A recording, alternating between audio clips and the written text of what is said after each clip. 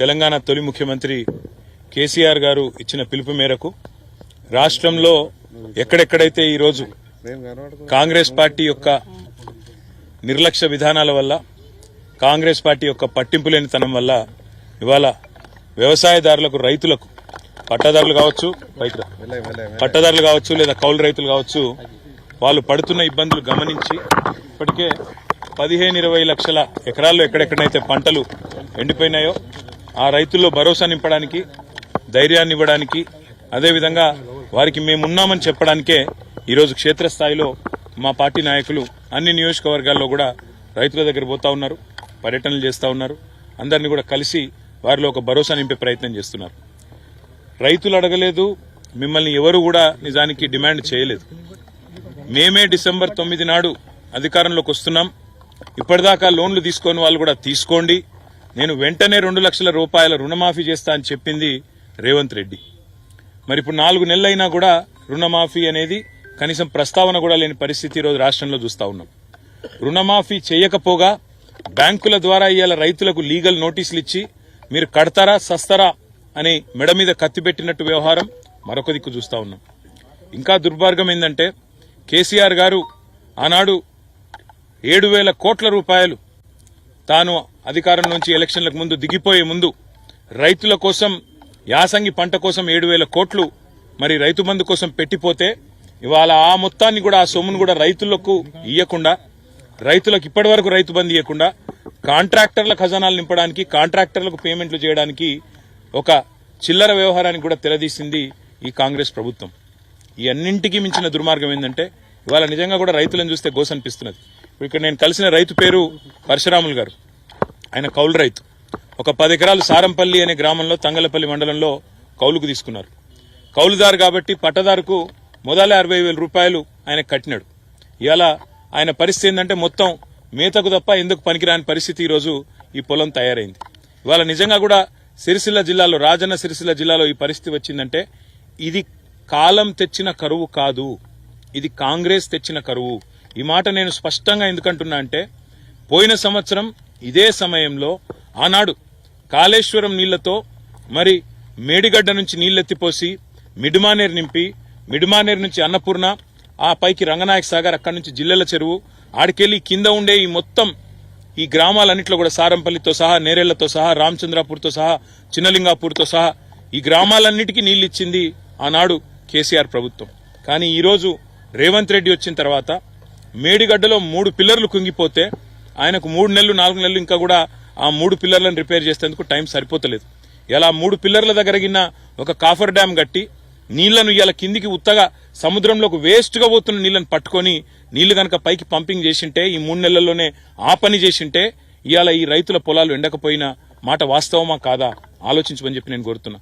అందుకే నేను అనేది ఇది కాలం తెచ్చిన కరువు కాదు, ఇది కాంగ్రెస్ తెచ్చిన కరువు. కాళేశ్వరం మీద కడుపు మంటతో, కేసీఆర్ మీద కడుపు మంటతో మేడిగడ్డ రిపేర్ చేయకుండా 3 నెలలుగా నిర్లక్ష్య వైఖరి అవలంబించినందుకే ఇవాళ ఈ పొలాలు ఎండిపోయే పరిస్థితున్నది. 15-20 లక్షల ఎకరాల్లో ఇవాళ రైతులు బాధపడే పరిస్థితున్నది.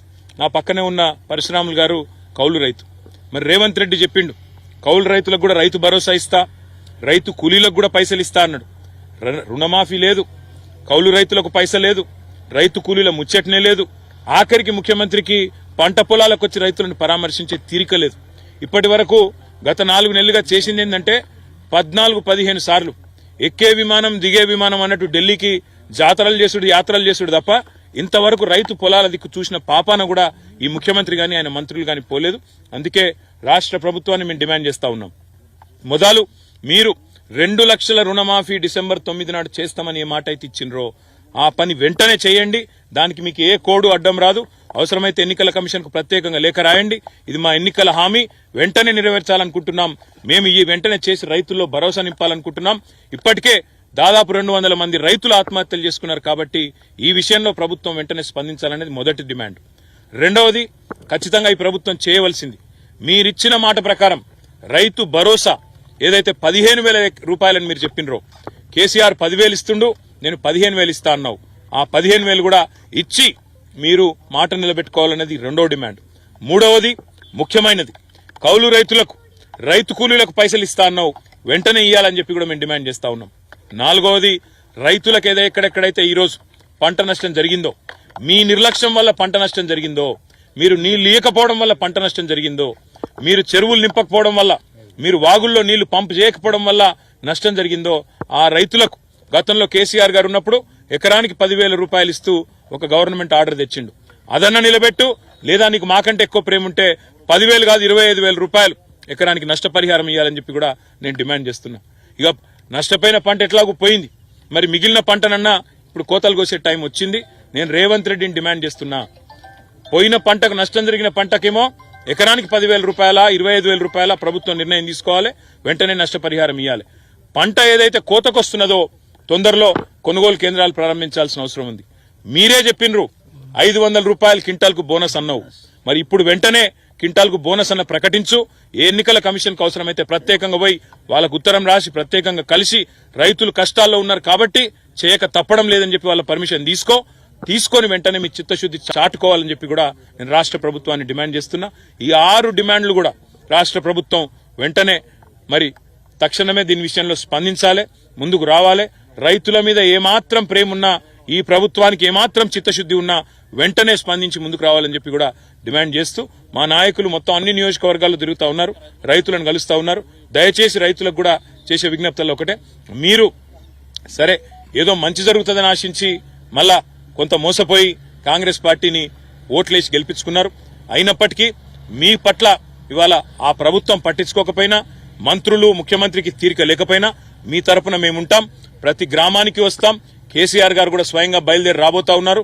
తప్పకుండా మీరు ధైర్యంగా ఉండండి. ఎవరు కూడా ఆత్మహత్యలు గాని ఇంకోటి గాని చేసుకుని కుటుంబాలను ఇబ్బంది పాలు చేయకుండా ధైర్యంగా ముందుకు పోదాం, ధైర్యంగా కొట్లాడదాం. ప్రభుత్వం మెడలు వంచైనా సరే బోనస్ తెచ్చుకుందాం, మెడలు వంచైనా సరే రుణమాఫీ సాధించుకుందాం, మెడలు వంచైనా సరే నష్టపరిహారము సాధించుకుందాం. ప్రభుత్వం మెడలు వంచైనా సరే మేడిగడ్డ కూడా రిపేర్లు చేసి మన కాళేశ్వరం నీళ్లు మనకు వచ్చేటట్టు చేసుకుందామనే మాట కూడా విజ్ఞప్తి చేస్తూ, ఎవరు కూడా దయచేసి ఆత్మహత్య లాంటి తీవ్రమైన చర్యలకు పాల్పడవద్దని చెప్పి కూడా రైతులకు చేతులు జోడించి విజ్ఞప్తి చేస్తూ, మీ తరపున కేసీఆర్ గారు ఉన్నారు, మీ తరపున మేమందరం ఉన్నామనే మాట కూడా వారికి విజ్ఞప్తి చేస్తాం.